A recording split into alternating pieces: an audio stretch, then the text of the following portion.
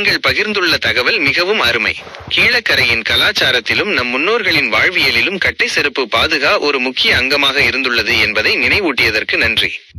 குறிப்பாக நீங்கள் குறிப்பிட்டது போல பள்ளிவாசல்களில் ஒரு காலத்தில் இவை மிக அதிக அளவில் பயன்பாட்டில் இருந்தன. உழு செய்த பிறகு பாதங்கள் அழுக்காகாமல் இருக்கவும் மரத்தின் மருத்துவ குணங்கள் உடலுக்கு கிடைக்கவும் இவை பயன்படுத்தப்பட்டன.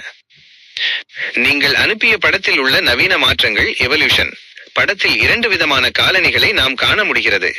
ஒன்று பாரம்பரிய வடிவம் முன்பக்கம், அந்த மரக்குமிழ் பெக் கொண்ட வடிவம் நீங்கள் விளக்கியது போல அக்குப்ரெஷர் மற்றும் நரம்பு மண்டல தூண்டுதலுக்கு மிகச் சிறந்தது. 2 நவீன வடிவம் பின்பக்கம், தற்போதைய காலகட்டத்திற்கு ஏற்ப அதே மரக்கட்டையிலான அடிப்பகுதியுடன் சோல், வசதியான தோல் பட்டைகள், லெதர் ஸ்ட்ராப்ஸ் மற்றும் பக்கல் சேர்க்கப்பட்டுள்ளன. இது நடப்பதற்கு அதிக பிடிமானத்தையும் கிரிப் நவீன தோற்றத்தையும் தருகிறது. கீழக்கரை மற்றும் மரக்கட்டை செருப்புகள். கீழக்கரையில் உள்ள பழைய வீடுகளில் இன்றும் இவற்றை நாம் காண முடியும்.